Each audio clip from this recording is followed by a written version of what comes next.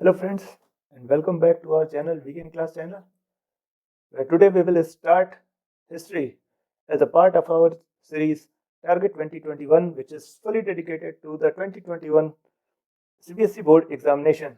This Target 2021 series comprises of the subjects political science, sociology, economics and history.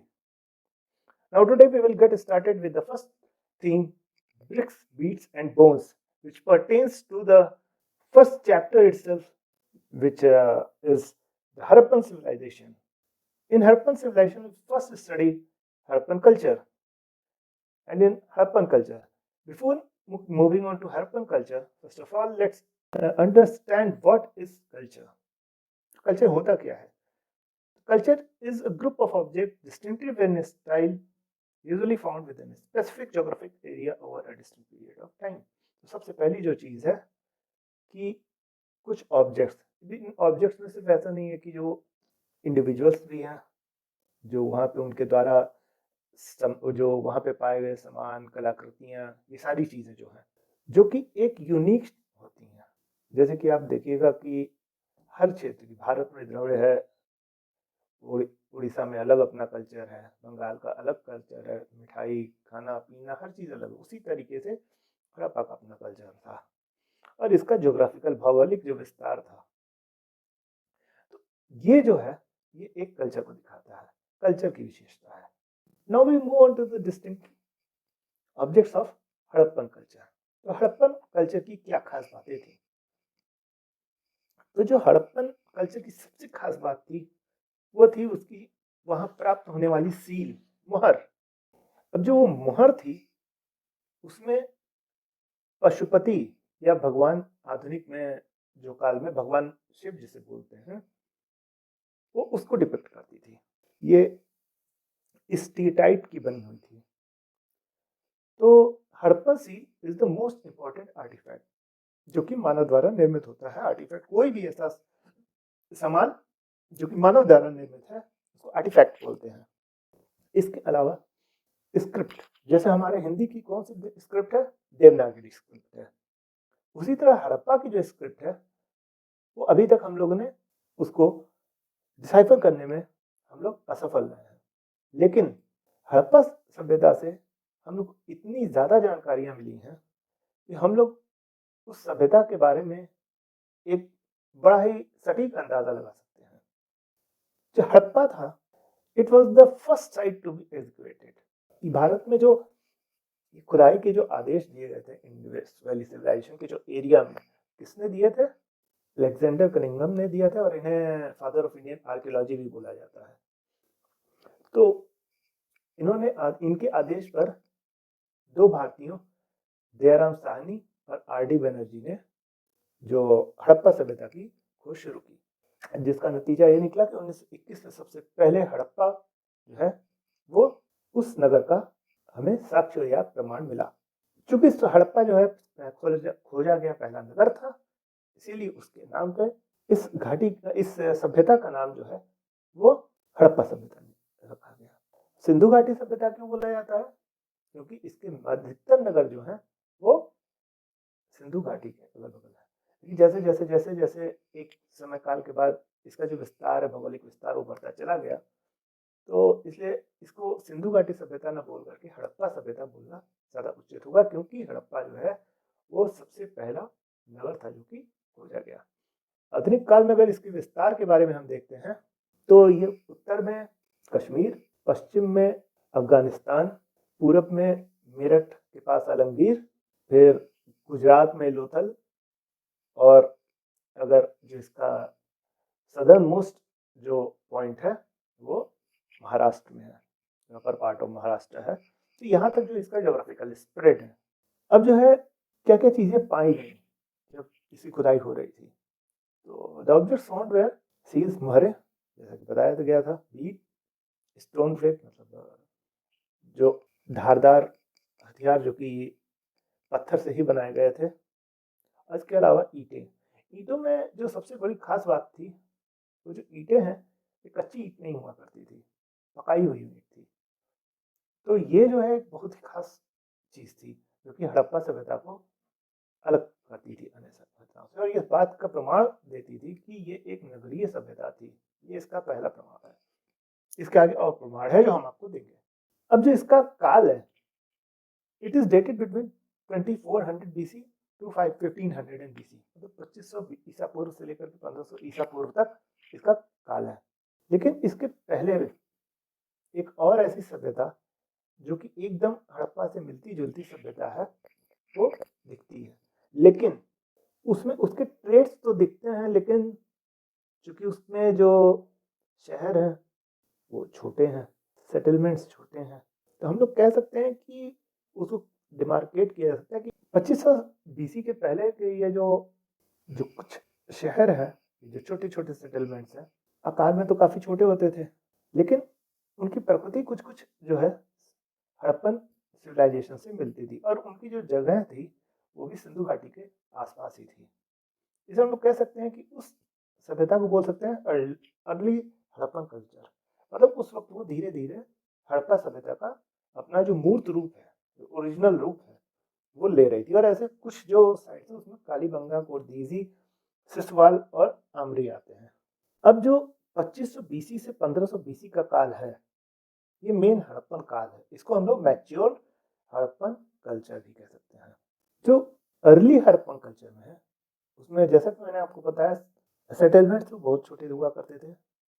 इसके अलावा किस type का life थी, subsistence type of life. Subsistence life में हम लोग उतना ही उगाते हैं या उतना ही हम लोग के अंदर उगाने की शक्ति होती है या उतना ही हम लोग चीजें अपने लिए जुटा पाते हैं जितना हम लोग की जिंदगी के लिए काफी है। तो subsistence type of life style existed.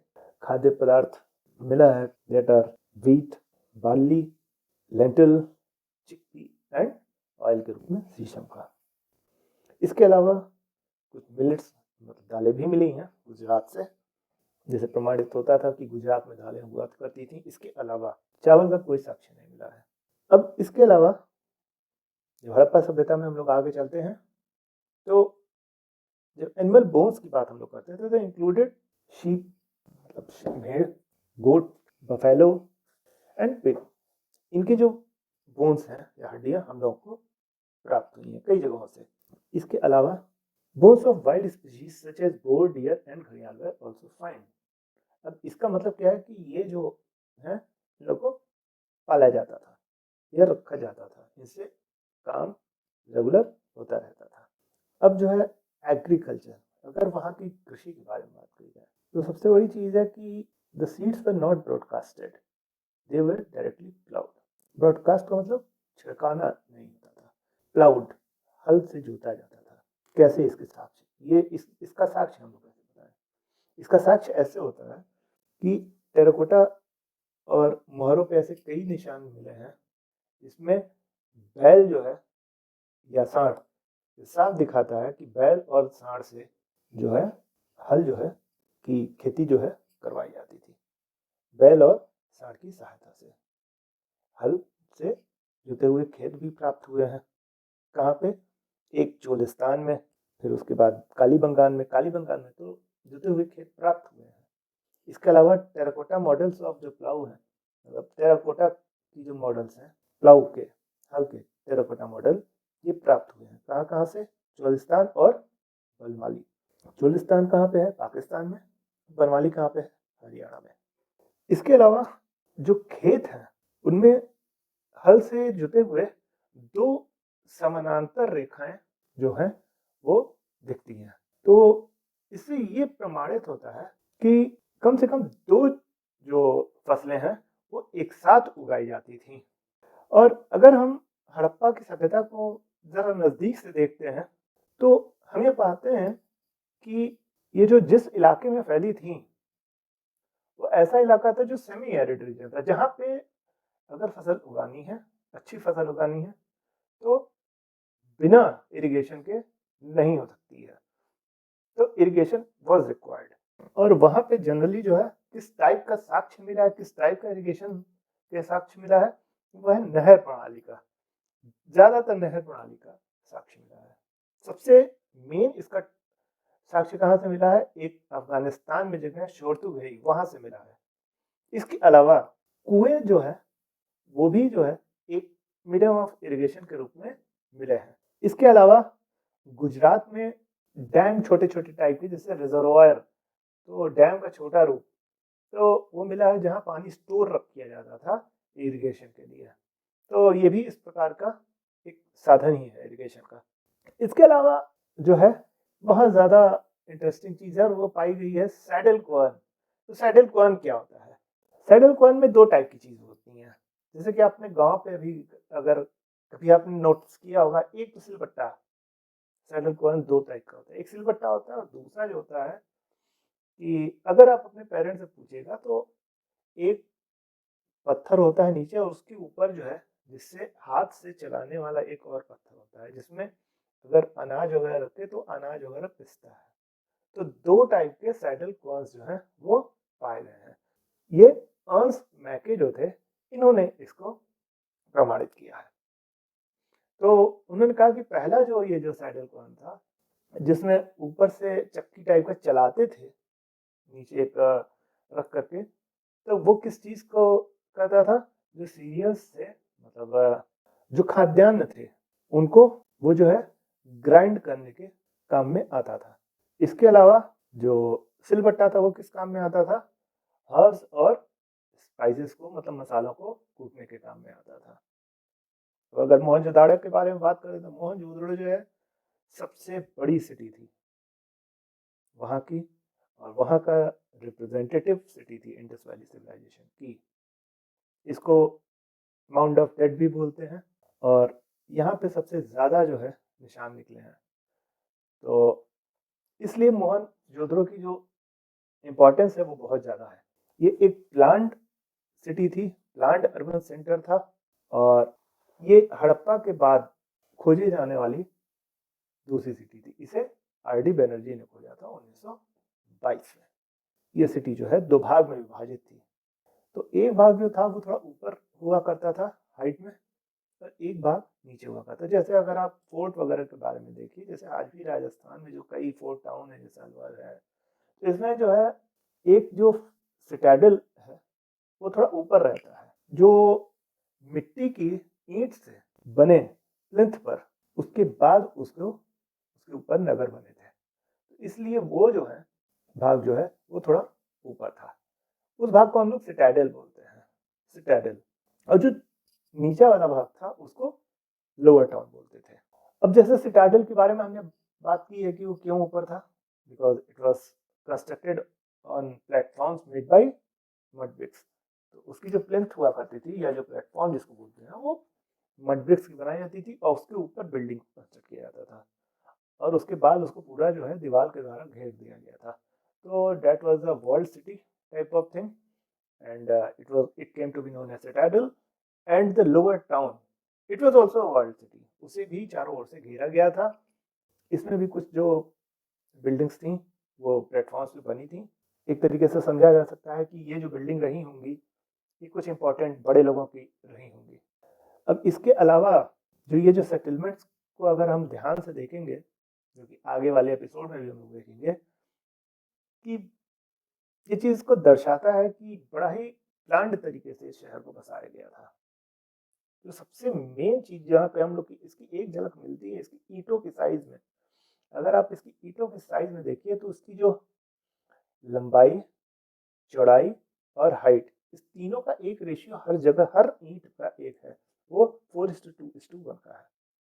तो आप ये देखिए कि कितना जो है प्लान्ड तरीके से इस शहर को बसाया गया था। इसके अलावा इस शहर की बहुत बड़ी खासियत थी यहाँ की नहर प्रणाली, और आज भी कोई भी शहर यहाँ की नहर प्रणाली से एक का उदाहरण ले सकता है।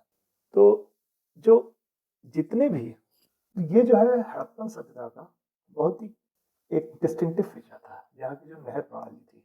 जितनी भी रोड थी, और इसके अलावा जो सब रोड थी, जो छोटी रोडें थी, ये सभी एक दूसरे को राइट एंगल पे काटती थी, तो 90 डिग्री के कोण पे काटती थी। आज की डेट में जो सिटीज हैं, पेरिस, या आधुनिक काल की जो सिटीज हैं, पेरिस, और भारत में जो चंडीगढ़ बना है, जिसको ली कर्बुज़िएर ने डिजाइन किया था, ये भी 90 डिग्री पे ही यहाँ की सड़कें एक को काटती हैं। तो आपको सोचिए कि उस वक्त का मोहनजोदड़ो जो कि आज से करीब 2500 बीसी मतलब ईसा पूर्व और आज को मिला करीब करीब 5000 साल पहले की चीज। और अब अगर हम लोग देखें तो कितना अंतर आ गया और उस वक्त की सभ्यता कितनी एडवांस थी। इसके अलावा जो स्ट्रीट्स थी उनमें बगल में नालियां बहती थी, ड्रेन्स। और वो जो ड्रेन्स थी ऐसा नहीं था कि खुली थी, उन नालियों पे जो है पत्थर से उनको ढका गया था और उसको मोर्टार से कायदे से चिपका दिया गया था। और कई जो है उनमें पिट्स बनाए गए थे, जैसे कि आज सेप्टिक टैंक बोलते हैं, उस तरीके से पिट्स बनाए गए थे ताकि उनको धीरे धीरे कई जगहों पे कूड़े जो है उसके निकाल करके फिर एक मेन जगह पे उसको बरी किया जा सके। और जो हाउस थे, घर जो बने थे, उसी रोड के किनारे किनारे बने थे ताकि जो उस घर के जो जो वेस्ट वाटर है वो सीधे जो है उस कैनाल में ही गिरे, या उस जो आउटलेट है वो ड्रेन में ही गिरे। और उसका एक आउटलेट था जहाँ से जो गंदा पानी था वो जो ड्रेन थी उसमें गिरता था, और वो ड्रेन जो है जा करके मेन ड्रेन में बंद गिरती थी। और उसके बाद जो है वहाँ से सेप्टिक टैंक से कई जगह सेप्टिक टैंक से लेकर के उसको फिर से साफ कर दिया जाता था। तो ये आप देखिए कि कितनी आधुनिक तरीके की शैली थी, जो कि आज से हम लोग 5000 साल पहले इस चीज़ की बात करते हैं। तो आज के लिए फ्रेंड्स इतना ही। हम लोग अपने अगले एपिसोड में कुछ नई बातें करेंगे हड़प्पा सभ्यता के ही बारे में। Thanks for watching.